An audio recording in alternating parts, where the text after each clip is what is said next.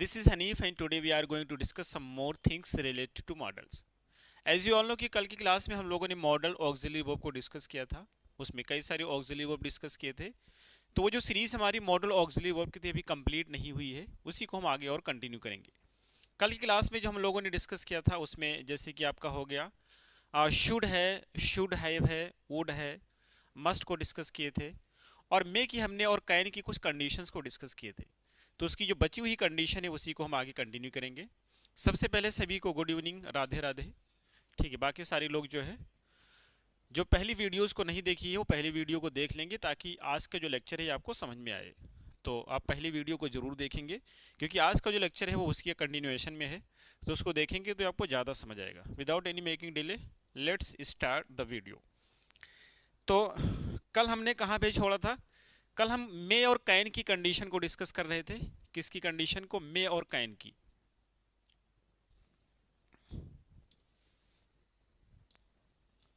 मे और कैन को डिस्कस कर रहे थे।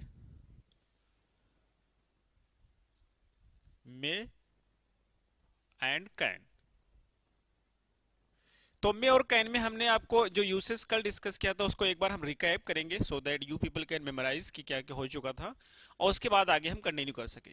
मे और कैन का सबसे पहला यूज हमने ये बताया था कि मे का हम प्रयोग करते हैं किसके लिए?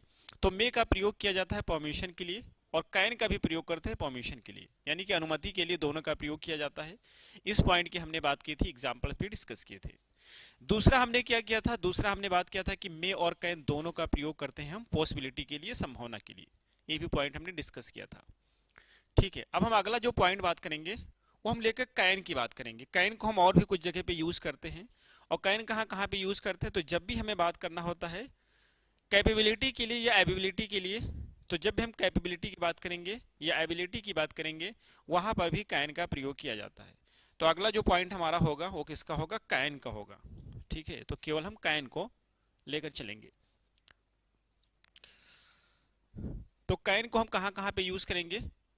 कैन को एक तो हम यूज करते हैं, पहला पॉइंट होता है एबिलिटी के लिए।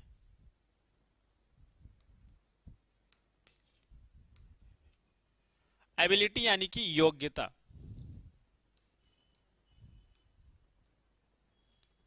योग्यता, तो जब योग्यता की बात करेंगे तो हम यूज करेंगे इसका। और दूसरा हम कहाँ पे यूज करते हैं? तो सेकंड हम इसका यूज करते हैं कैपेसिटी के लिए।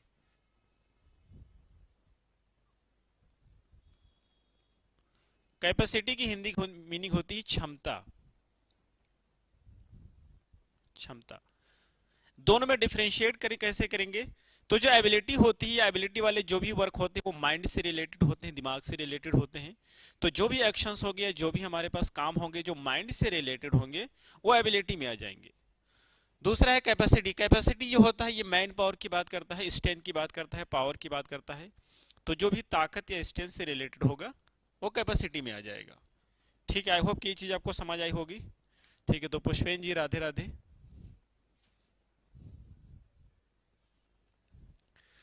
पुष्पेन जी अगर अच्छे से नहीं समझ आ रहे हैं तो उसके लिए तरीका यह है कि आप पहली वाली वीडियोस को देखेंगे और उसके बाद में इसको देखेंगे। ठीक है, तो आपको जरूर समझ आएगा क्योंकि उसको बहुत ही डिटेल में हमने डिस्कस किया है और आगे का भी आपको समझ आएगा। तो एबिलिटी हो गया। एबिलिटी यानी कि योग्यता के लिए यूज करते हैं और कैपेसिटी के लिए यूज करते हैं। एग्जाम्पल देखते हैं।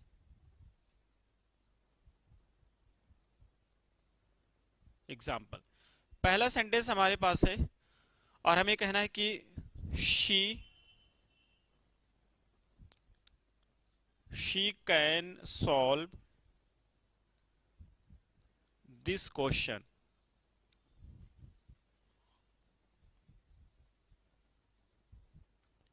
She can solve this question, तो इसमें किस चीज की बात की जा रही है?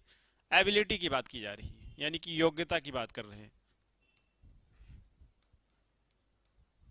एबिलिटी की बात करें। सेकंड एग्जांपल लेते हैं।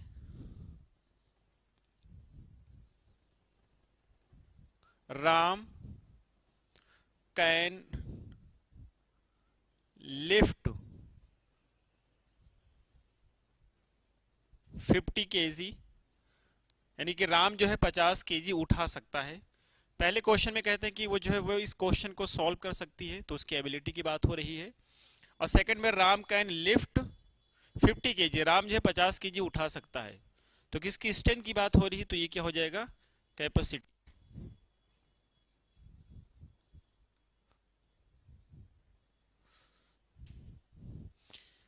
या जैसे हमने एक और एग्जांपल लिया कैपेसिटी का, मैंने कहा 50 students, 50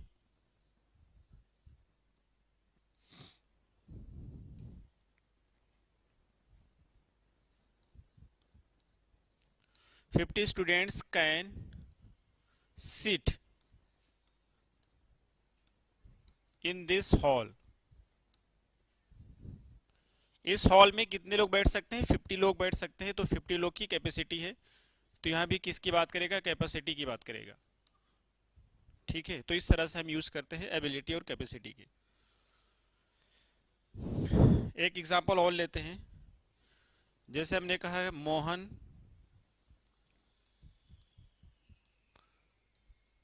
can get 45 marks out of 50 in this test। तो इसमें किसकी बात की जा रही है, एबिलिटी की बात की जा रही है। आई होप कि आपको समझ आया होगा कि कैपेसिटी और एबिलिटी में क्या डिफरेंस होता है। ठीक है, तो हम कुछ और बात करेंगे। अब ये जो हमारा कैन होता है, तो कैन का पास्ट क्या होता है, कैन का पास्ट होता है कुड। तो अगली हेडिंग आपकी हो जाएगी कुड, आप लिखेंगे कुड। तो कुड कैन जिस तरह से यूज करते हैं, तो कैन का प्रयोग हम प्रेजेंट के लिए यूज करते हैं, प्रेजेंट के फॉर्मेशन के लिए, क्षमता के लिए, और कुड का प्रयोग हम पास्ट के लिए करते हैं। तो जब हम पास्ट की बात करेंगे तो कुड का प्रयोग किया जाएगा। तो सबसे पहला पॉइंट हो जाएगा कि जब भी हम पास्ट की एबिलिटी की बात करेंगे, ये हो जाएगा पास्ट के लिए यूज करेंगे, पास्ट। अब जब पास्ट की हम एबिलिटी की बात करेंगे, पहला point past ability, past ability की बात करेंगे या फिर कैपेसिटी की बात करेंगे।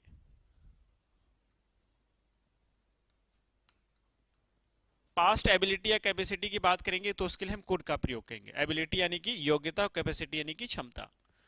एग्जांपल लेते हैं,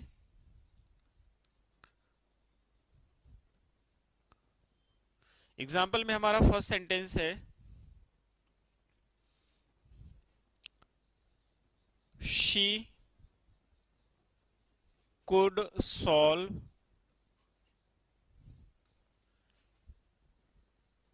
this question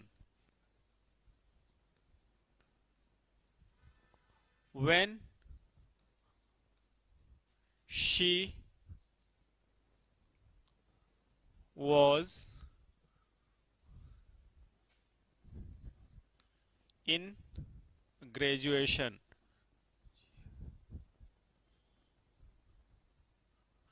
ये कहना चाहते कि वो इस क्वेश्चन को सॉल्व कर सकती थी जब वह ग्रेजुएशन में थी, तो उसकी पास्ट की क्षमता की बात की जा रही है, और इस वजह से हमने क्या यूज किया है, कुड का प्रयोग किया है।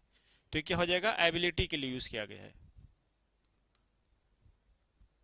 राइट, एबिलिटी के लिए यूज किए हैं। एक दूसरा एग्जाम्पल है,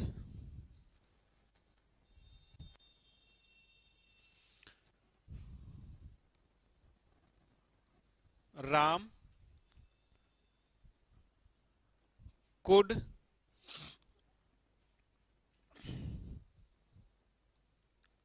lift 50 kg when he was young। यानी कि राम जो है 50 kg उठा सकता था, और कब उठा सकता था, जब वो यंग था। तो इसकी पास्ट की क्षमता की बात की जा रही है, तो ये क्या हो जाएगा, कैपेसिटी हो जाएगा। तो जब हमें पास्ट की कैपेसिटी की बात करना होगा तो कुड का प्रयोग करेंगे, और पास्ट की एबिलिटी की बात करना होगा तब भी हम कुड का प्रयोग करते हैं। आई होप कि यहाँ तक कि आपको समझ आया होगा। तो हम अगले पॉइंट की बात करेंगे। तो हमने देखा कैन डिस्कस कर लिया, कुड भी डिस्कस कर लिया, अब इसके बाद में देखेंगे हम ऑड टू को कहां पे यूज करते हैं। तो अगला पॉइंट है ऑड टू।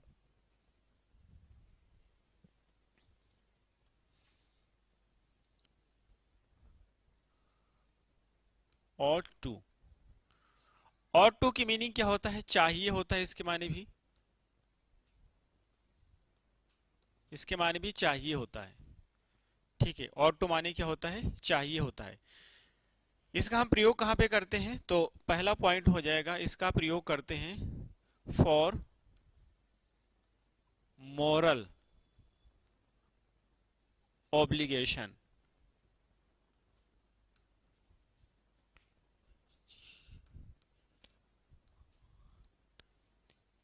मोरल ऑब्लिगेशन है कि नैतिक जिम्मेदारी, नैतिक जिम्मेदारी।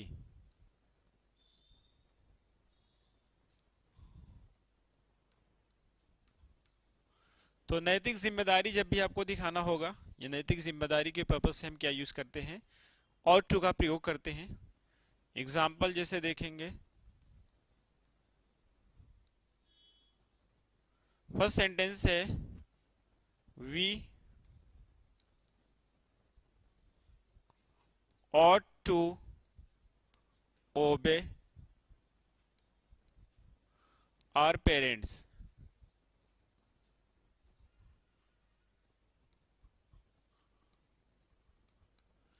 तो ये क्या हमारी नैतिक जिम्मेदारी है, we ought to obey our parents। Second sentence है we ought to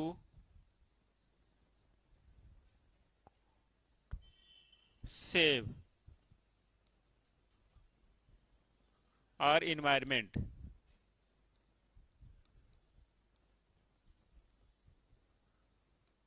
we are to save our environment, हमें अपने इन्वायरमेंट को सेव करना चाहिए, ये भी हमारी नैतिक जिम्मेदारी है।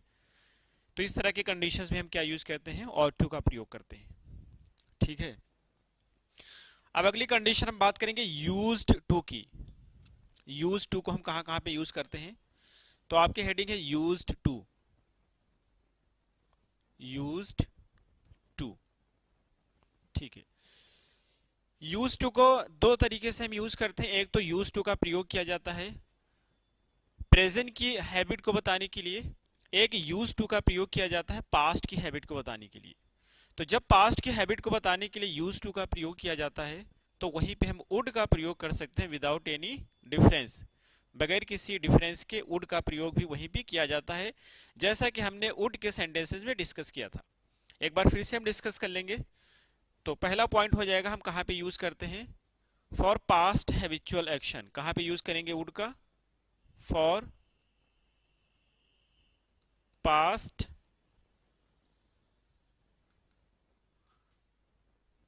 हैबिचुअल एक्शन, यानी कि पास्ट की आदत के लिए। किसके लिए? पास्ट की आदत के लिए, पास्ट की आदत के लिए।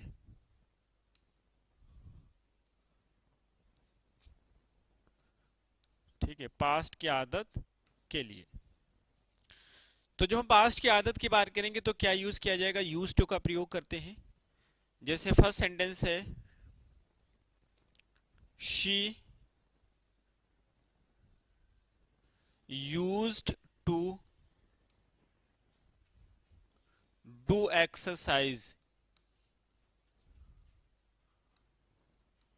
She used to do exercise in the evening last year। यानी कि लास्ट ईयर वो इवनिंग में एक्सरसाइज किया करती थी। पीहू सिंह नमस्ते। तो she use to do exercise in the evening last year, last year वो शाम में एक्सरसाइज किया करती थी। तो कौन सी आदत बता रहे हैं? पास्ट की आदत को बताया जा रहा है यूज टू का प्रयोग करके। यहां पे वुड का भी प्रयोग कर सकते हैं। ठीक है, और बिल्कुल 100% सही होगा। दूसरा सेंटेंस है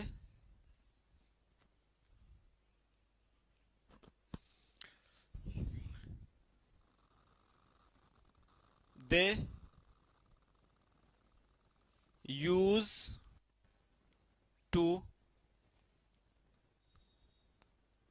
swim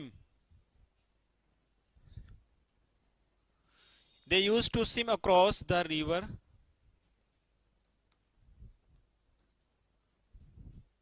when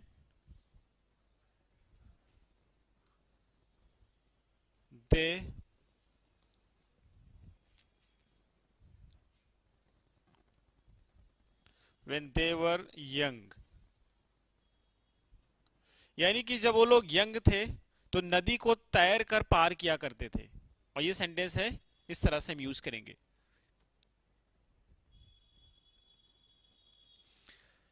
पुष्पेंद्र सिंह का कहना है कि we must save our environment, ये सेंटेंस सही नहीं होगा क्या? बिल्कुल सही होगा। सेंटेंस डिफरेंस ये हो जाएगा। देखिए, जो मॉडल्स वाले सेंटेंस होते हैं जल्दी गलत नहीं होते, बस मीनिंग में बदलाव आ जाता है। जैसे अगर आप कहें कि मस्ट सेव और इन्वायरमेंट, तो यहाँ पे कंपल्सन हो जाएगा, नेसेसिटी हो जाएगा। ठीक है, मोरल ड्यूटी अलग चीज होता है, नेसेसिटी अलग चीज होता है। अब जैसे हमने कहा कि you should come on time, तो ये सजेशन हो गया। हमने कहा you must come on time, तो यहाँ पर ये नेसेसिटी हो गया, नहीं आएंगे तो आपको पनिशमेंट दिया जाएगा। तो मीनिंग में बदलाव आ जाएगा। बल्कि ये भी सेंटेंस बिल्कुल सही है, we must save our environment. ठीक है, अब एक तो हमारा पास्ट की हैबिट के लिए हो गया, दूसरा हम यूज करते हैं इसका प्रेजेंट की हैबिट के लिए। तो अगला पॉइंट हो जाएगा, सेकेंड पॉइंट है, प्रेजेंट की हैबिट के लिए भी यूज किया जाता है। तो for present habitual action, habitual action,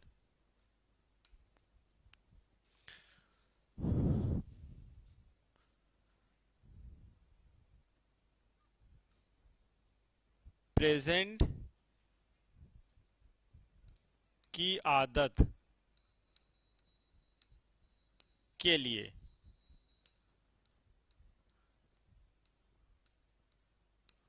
तो जब प्रेजेंट की आदत की बात करेंगे तब भी यूज किया जाता है, for present habitual action. Example है, जैसे हमने कहा, अच्छा जब भी प्रेजेंट की आदत की बात करेंगे तो अब याद रखेंगे, जब भी प्रेजेंट की आदत की बात रखेंगे तो एक स्ट्रक्चर होगा। स्ट्रक्चर क्या होगा? सब्जेक्ट यूज किया जाएगा, सब्जेक्ट के बाद में आप यूज करेंगे इज, एम, आर। इसके बाद में यूज टू हो जाएगा। जनरली क्या होता है कि जब कभी भी हम टू का प्रयोग करते हैं तो टू के बाद वर्ब का कौन सा फॉर्म आता है? टू के बाद हमेशा वर्ब का फर्स्ट फॉर्म आता है। लेकिन ये जो कंडीशन है, यहाँ पे जब भी हम यूज टू का प्रयोग करेंगे तो यहाँ पे वर्ब का कौन सा फॉर्म होगा? वर्ब का आईएनजी फॉर्म आएगा। और अगर इस स्ट्रक्चर को फॉलो करते हैं तो क्या होगा? तो ये प्रेजेंट की आदत को बताएगा। पुष्पेंद्र जी, वही तो आपको बताया कि सेंटेंस वो बिल्कुल सही है।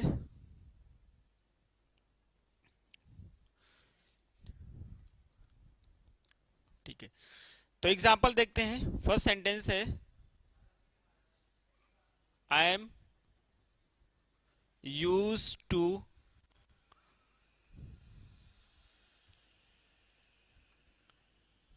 Getting up early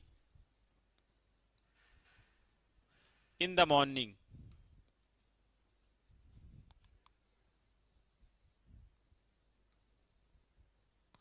I'm used to getting up early in the morning। यहाँ पे देखिए यूज टू का प्रयोग किया गया, उससे पहले एम लगा है क्योंकि आई के हिसाब से यूज किया गया है, और ये आईएनजी फॉर्म में यूज किया गया है। अगर यहाँ पे फर्स्ट फॉर्म यूज करेंगे तो रॉन्ग हो जाएगा, यहाँ पे हम आईएनजी फॉर्म यूज करते हैं। एक सेकंड एग्जांपल लेते हैं, she is used to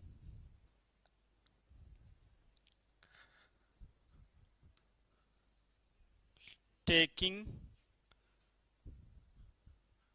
T every day. वो रोजाना चाय पीती है।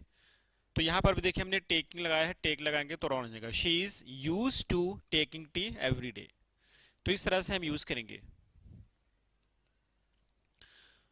आई होप कि यहां तक कि आपको समझ आया होगा। प्रेजेंट हैबिचुअल एक्शन और हमारा यूज टू की कंडीशन, यही दो जगह जहां पे हम यूज टू का प्रयोग करते हैं। अगले पॉइंट की बात करेंगे और अगला हमारा क्या हो जाएगा, विल और शैल। अगला पॉइंट है विल और शैल। Will and shall. तो विल और शैल का प्रयोग कहां पे करते हैं, तो जब भी हमें फ्यूचर का एक्शन करना होता है, फ्यूचर का एक्शन बताना होता है, कोई भी काम फ्यूचर में हो रहा है, तो उसके लिए या तो हम विल का प्रयोग करते हैं या शैल का प्रयोग करते हैं। ठीक है, बट डिफरेंस क्या होता है कि कुछ जगह हम विल का प्रयोग करते हैं, कुछ जगह शैल का प्रयोग करते हैं। और कहां पे विल का प्रयोग करेंगे, कहां पे शैल का प्रयोग करेंगे, तो हमारे पास दो प्रोनाउन होते हैं, एक आई होता है, एक वी होता है। आई और वी के साथ हमेशा हम शैल का प्रयोग करते हैं, बाकी सभी नाउन और प्रोनाउन के साथ विल का प्रयोग किया जाता है। तो हम नोट करेंगे पहला point, will and shall, will and shall are used for future actions। यानी कि will और shall का प्रयोग फ्यूचर एक्शन के लिए किया जाता है। will और shall का प्रयोग फ्यूचर एक्शन के लिए किया जाता है। सेकेंड पॉइंट है,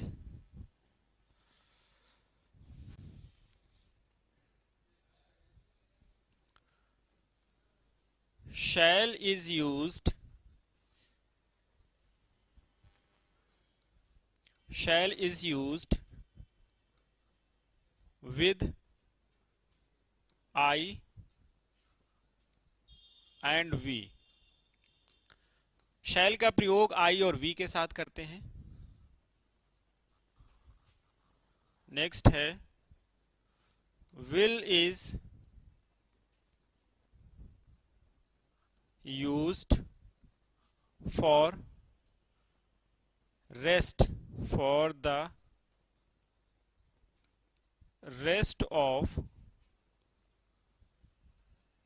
nouns and pronouns। बाकी सभी नाउन और प्रोनाउन के साथ विल का प्रयोग किया जाता है। तो हमने इसमें यह नोट कराया है कि विल का प्रयोग और शैल का प्रयोग फ्यूचर एक्शंस के लिए करते हैं। कोई भी काम अगर फ्यूचर में हो रहा है तो उसके लिए हम विल या शैल का प्रयोग करते हैं।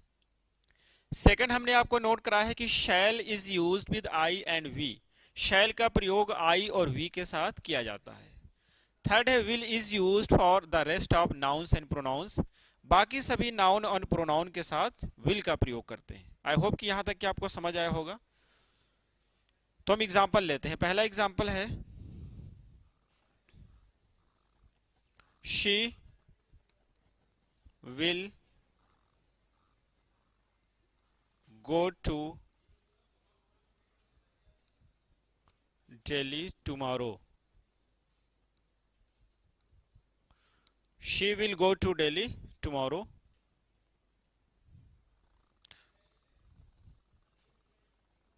नेक्स्ट है,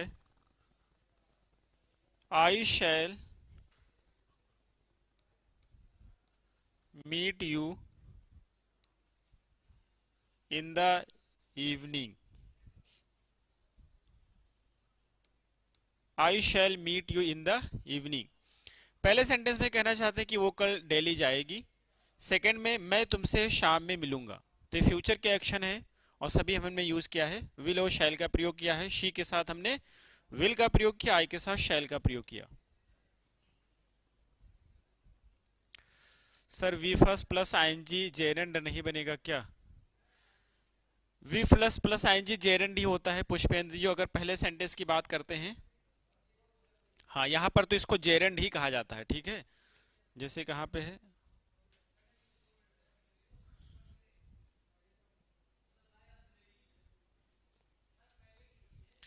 पहले सेंटेंस में जो यूज टू के बाद में यूज किया गया था उसको जेरेंड ही कहते हैं। बिल्कुल सही है।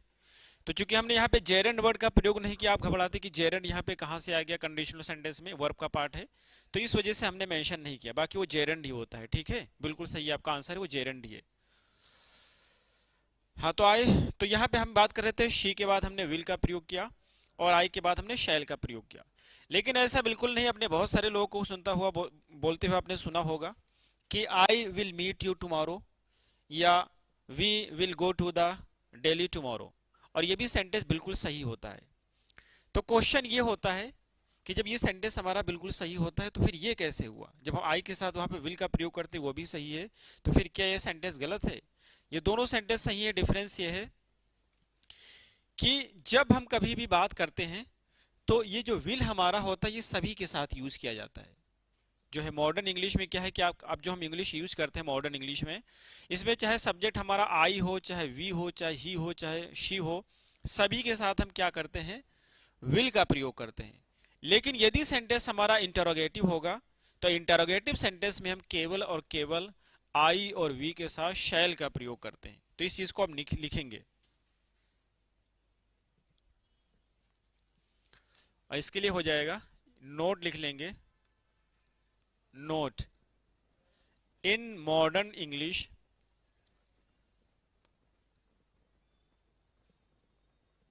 in modern English will is used with all nouns and pronouns.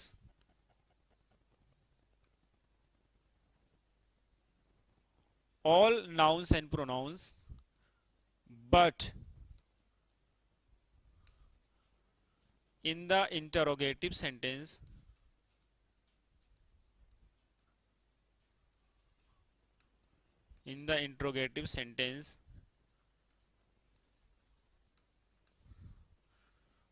we use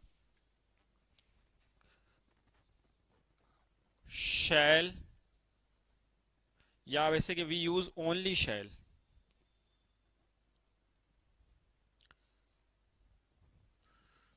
we use only शैल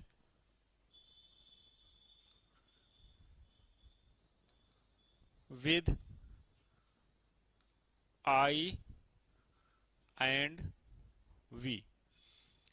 तो हमने क्या नोट कराया, इसमें यही नोट कराया है कि मॉडर्न इंग्लिश में सभी नाउन्स और प्रोनाउंस के साथ में, मॉडर्न इंग्लिश में सभी नाउन्स और प्रोनाउंस के साथ में विल का प्रयोग किया जाता है बगैर किसी डिफरेंस के। लेकिन जब सेंटेंस हमारा इंटरोगेटिव होगा तो इंटरोगेटिव सेंटेंस में आई और वी के साथ केवल और केवल शैल का प्रयोग किया जाता है। इसी चीज को इसमें नोट कराया गया है। तो एग्जाम्पल देख लेते हैं। पहला सेंटेंस है शैल will I go to my home now, क्या मैं अपने घर जाऊं? तो विल शैल, अब इसमें क्या यूज करेंगे, शैल का प्रयोग करेंगे because the sentence is in interrogative. Second, will shall we have lunch now, यानी क्या अब हम लोग लंच करें? तो ये भी सेंटेंस हमारा क्या है, इंट्रोगेटिव है, तो वी के साथ शैल आएगा। और अगर हमारा सेंटेंस इंट्रोगेटिव नहीं है तो विल का प्रयोग सभी के साथ किया जा सकता है। उम्मीद है कि यहां तक कि आपको समझ आया होगा। तो अगला कौन सी पॉइंट बचा हुआ है उसकी हम बात करेंगे, और अगला बचा हुआ है डेयर एंड नीड। तो हम बात करेंगे डेयर की और नीड की। डेयर एंड नीड,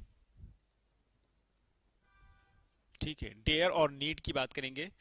डेयर और नीड को दो तरीके से, इसमें कंफ्यूजन क्या होता है, डेयर और नीड को दो तरीके से यूज किया जाता है। एक डेयर और नीड का हम प्रयोग करते हैं मॉडल के रूप में, और दूसरा डेयर और नीड का हम प्रयोग करते हैं ऑक्सिलरी वर्ब के रूप में। तो इसमें कन्फ्यूजन क्या होता है कि लोगों को ये नहीं समझ आता है कब ये मॉडल है और कब ऑक्सिलरी वर्ब है, और वही मिस्टेक एग्जाम में होती है, वहीं से क्वेश्चंस की फ्रेमिंग की जाती है। तो डेयर जो होता है इसकी मीनिंग क्या होती है? इसके माने होता है साहस या हिम्मत, साहस। और नीड की मीनिंग क्या होती है? जरूरत। ठीक है, जरूरत। सेंटेंस लिखेंगे फिर समझेंगे इसको एग्जाम्पल से। फर्स्ट सेंटेंस है she sings a beautiful song,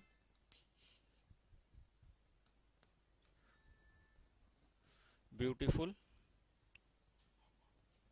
song. She sings a beautiful song. Second है she need to sing a beautiful song.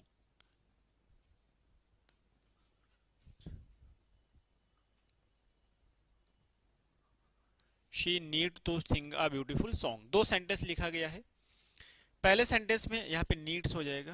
पहले सेंटेंस में देखेंगे तो लिखा गया है शी सिंग्स। अब हम आपसे पूछेंगे कि यहाँ पर एस का क्यों यूज किया गया है, तो आप बोलेंगे सब्जेक्ट सिंगुलर है, और जब कभी भी हमारा सब्जेक्ट सिंगुलर होता है और अगर प्रेजेंट इंडेफिनिट का प्रयोग कर रहे हैं तो सिंगुलर सब्जेक्ट के साथ वर्ब में एस या ईएस का प्रयोग करते हैं। ठीक है, सिंगुलर सब्जेक्ट के साथ वर्ब में एस या ईएस का प्रयोग करते हैं। तो चूंकि ये सब्जेक्ट हमारा सिंगुलर है इस वजह से यहाँ पे एस का प्रयोग किया गया है। दूसरे सेंटेंस में वही बात है कि सब्जेक्ट हमारा सिंगुलर है तो यहाँ पे एस का प्रयोग किया गया है। आई होप कि यहाँ तक की बातें आपको समझ आई होंगी। तो हम अगले एग्जाम्पल की बात करेंगे, थर्ड की। और थर्ड एग्जाम्पल में करेंगे कि जो हमारा फर्स्ट सेंटेंस है उसका नेगेटिव बनाएंगे।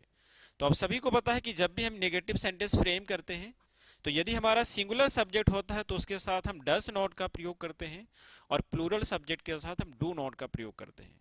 सेकंड पॉइंट ये होता है कि ये जो हमारा एस लगा हुआ है, तो जब कभी भी डू या डज का प्रयोग किया जाता है तो एस का प्रयोग करना बंद कर देते हैं, हम नहीं करते हैं। तो यही सेंटेंस को फ्रेम करते हैं। सेंटेंस हमारा है शी, तो नेगेटिव बनाएंगे she does not sing a song.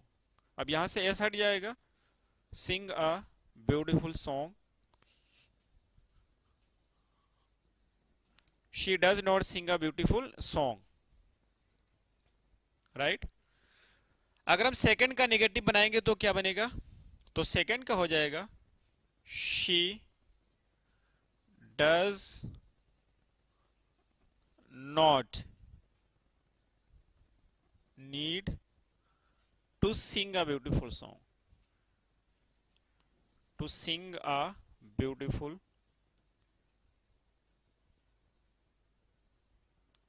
Song.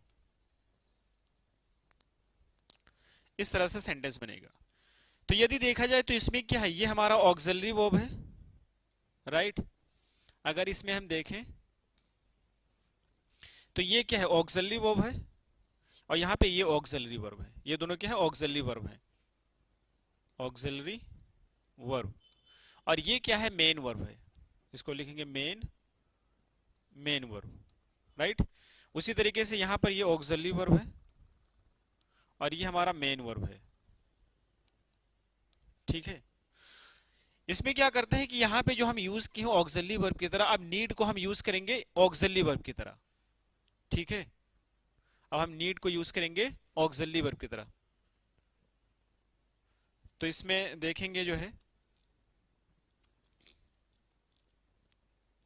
Fifth sentence होगा, और फिफ्थ सेंटेंस में लिखते हैं शी नीड नॉट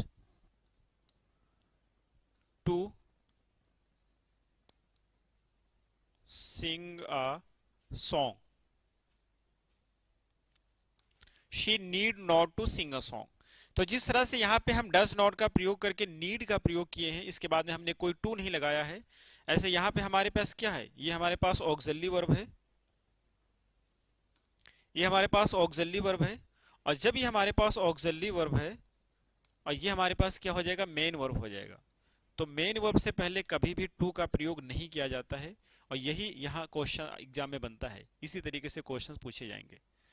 ठीक है, तो आप क्या करेंगे, जैसे अगर अभी नहीं समझ आया तो उसका एक सिंपल सा तरीका है, और सिंपल सा तरीका यह है कि जब कभी भी हम यूज करते हैं डेयर, क्या यूज करते हैं, डेयर यूज करते हैं या नीड यूज करते हैं, इसके बाद में यदि नॉट लगा है तो नॉट के बाद में हमेशा हम क्या करते हैं, वर्ब का फर्स्ट फॉर्म यूज करते हैं। नॉट के बाद अगर कभी भी टू लगा हुआ है तो ये टू रॉन्ग है।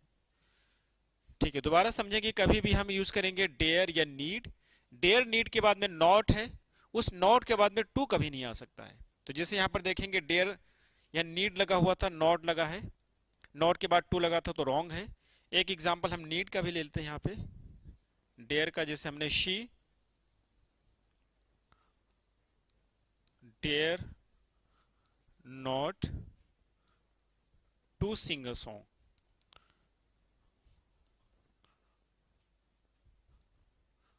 अब यहां पे देखेंगे फिर क्या, डेयर नॉट यूज किया गया है तो टू का यूज करना रॉन्ग है। ठीक है, तो आई होप कि हमने सारा कंप्लीट कर लिया, और हमारे पास जितने भी मॉडल्स थे वो सारे के सारे कंप्लीट हो गए हैं। ठीक है,